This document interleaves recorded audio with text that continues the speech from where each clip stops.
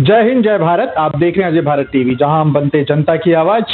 गुरुग्राम के नगर निगम चुनावों को लेकर के जैसे कि आप जानते हैं, हम लगातार खबरें आपको दिखा रहे हैं। जो प्रत्याशी हैं, उम्मीदवारी अपनी दिखा रहे हैं। तो जनता के सामने वो जनसेवक हैं और पार्टी के साथ वो पार्टी के कार्यकर्ता हैं। अपनी टिकट की डिमांड कर रहे हैं, टिकट मांग रहे हैं और साथ ही वो कह रहे हैं कि यदि हमें टिकट मिलती है तो जीत करके भी हम आपके पास आएंगे। उसी कड़ी में हम आज आपके लेकर के आए हैं आशीष गुप्ता जी के पास में, जो कि भारतीय जनता पार्टी द्रोणाचार्य मंडल अध्यक्ष भी हैं इस समय, और पिछले काफी समय से वो सक्रिय रूप से पार्टी के अंदर और जनता के अंदर एक अपनी अलग ही इमेज बनाए रखे हुए हैं।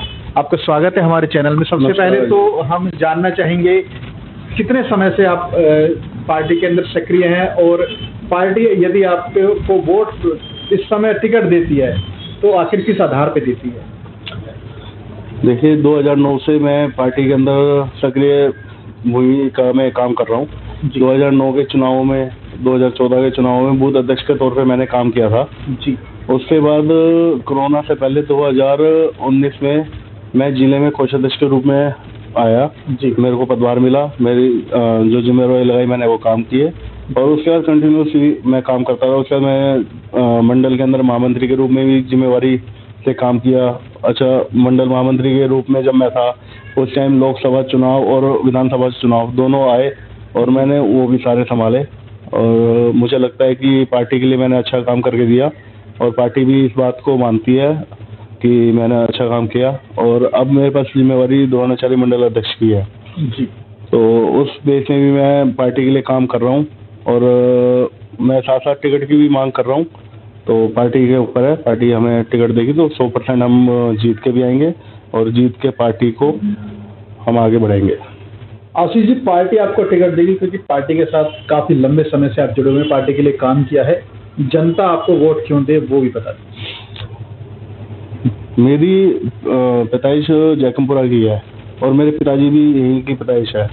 मैंने बारीकी से यहाँ की प्रॉब्लम देखी है, बारीकी से मैं अपने वार्ड में घूमा हूँ। मैं पिछले 75 साल से हमारा परिवार सदर बाजार में काम कर रहा है।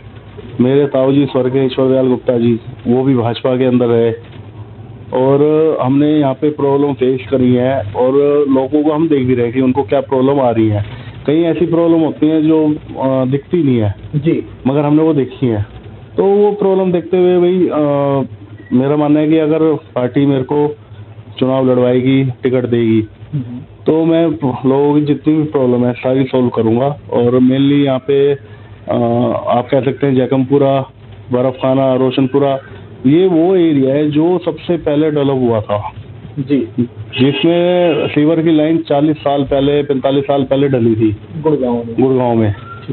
तो अब यहाँ पे जनसंख्या उस हिसाब से बहुत ज़्यादा बढ़ चुकी है, और वो लाइनें वही चल रही है। उनकी साफ सफाई में करते हैं मगर नियमित रूप से नहीं होती, तो दिक्कतें आती हैं। तो वो सारी लाइनें माननीय हमारे विधायक मुकेश शर्मा जी, जिन दिन से वो चुनाव जीते हैं उस दिन से ही उन्होंने डे 1 से काम शुरू कर दिया, और बहुत अच्छा काम कर रहे हैं। तो उनके माध्यम से अभी आपने सुना भी होगा, बाजार में एक प्रोजेक्ट लेकर आए हैं, CCTV कैमरे लगवा रहे हैं। उससे पहले वायरिंग का भी काम चल रहा है, और बाजार को साफ करने का भी उन्होंने बहुत अच्छा काम किया है। उससे पहले हमारे विधायक थे, उन्होंने भी बहुत अच्छे काम किए थे।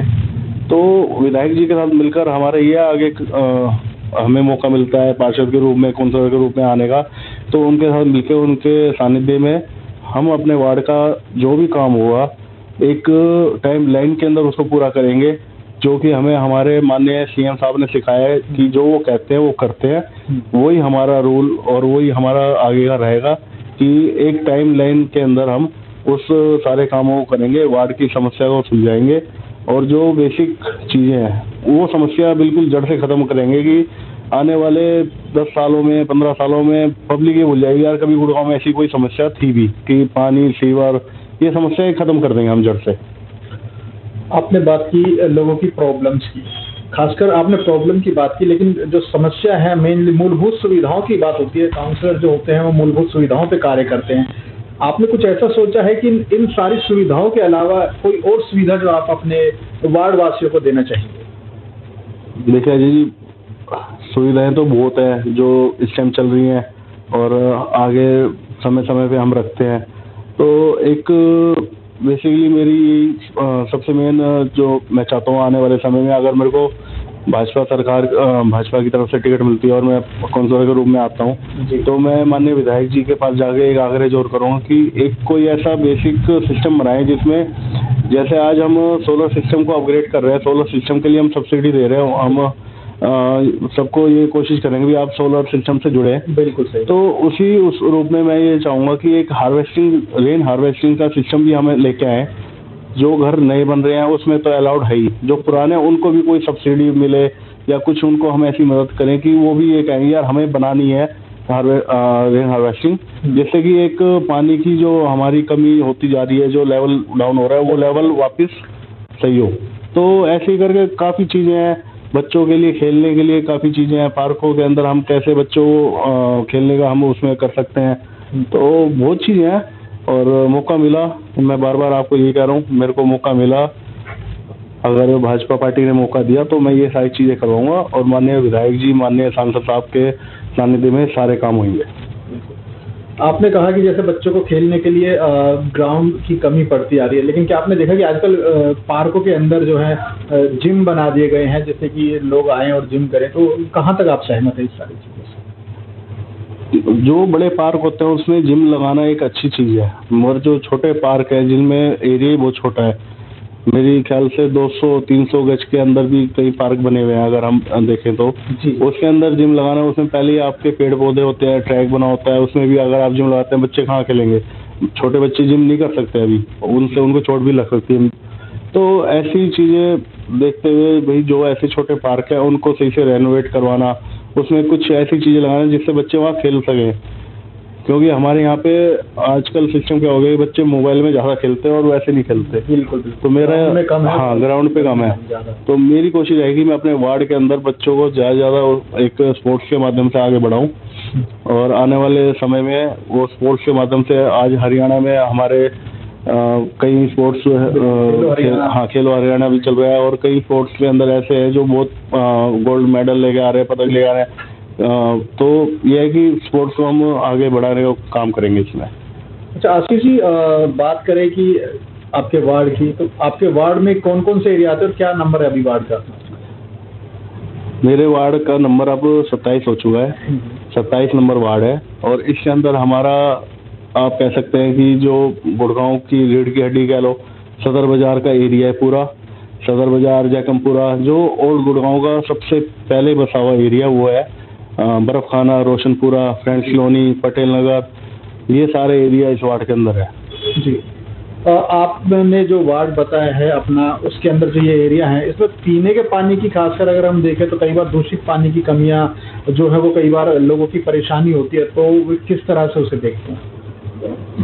इसके अंदर प्रॉब्लम सबसे ज़्यादा वहाँ आती है जहाँ सीवर ब्लॉकेज होते हैं, सीवर रुक जाते हैं, सीवर ब्लॉक हो जाते हैं, भर जाते हैं, तो सीवर का थोड़ा थोड़ा पानी रिस के और वो पाइपों के माध्यम से उसमें इकट्ठा हो जाता है, और वो जब घरों में मोटर चलती है तो वो उनको खींच लेता है।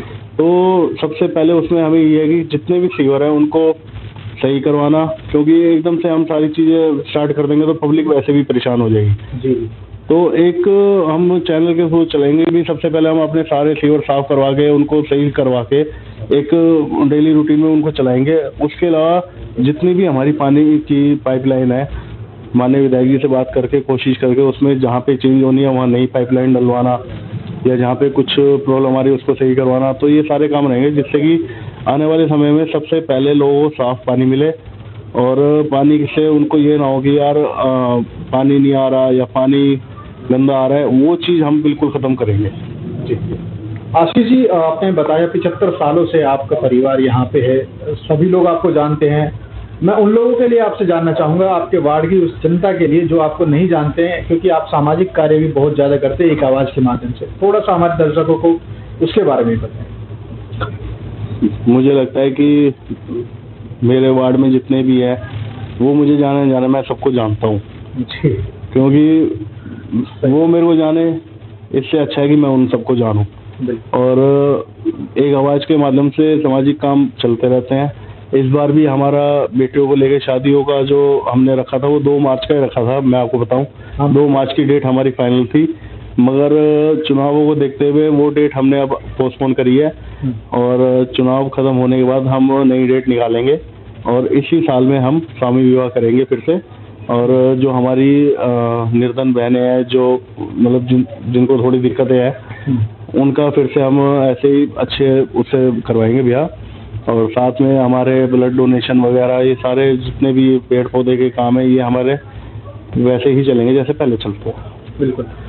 तो देखा आपने, हमारे साथ में आशीष गुप्ता जी, जो कि 75 सालों से अपना बताते हैं कि परिवार के साथ में यहाँ रहते हैं और पूरा वार्ड को वो जानते हैं। आप शायद उन्हें ना जाने, लेकिन वो आपको जरूर जानते हैं। इसके साथ ही आपको बताना चाहेंगे, एक आवाज के माध्यम से पिछले कई वर्षों से वो कई प्रकार के सामाजिक कार्य करते हुए आ रहे हैं आप लोगों के बीच में। जैसे कि मैंने शुरुआत में ही बताया था कि पार्टी के साथ वो पिछले कई वर्षों से जुड़े हुए हैं। इस समय द्रोणाचार्य मंडल के अध्यक्ष भी हैं और वो चाहते हैं कि यदि उन्हें मौका मिला आपकी सेवा करने का, तो शायद गुरुग्राम में वो अकेले ऐसे काउंसलर होंगे जो कि सबसे अलग, सबसे हटके कुछ करना चाहते हैं आपके लिए।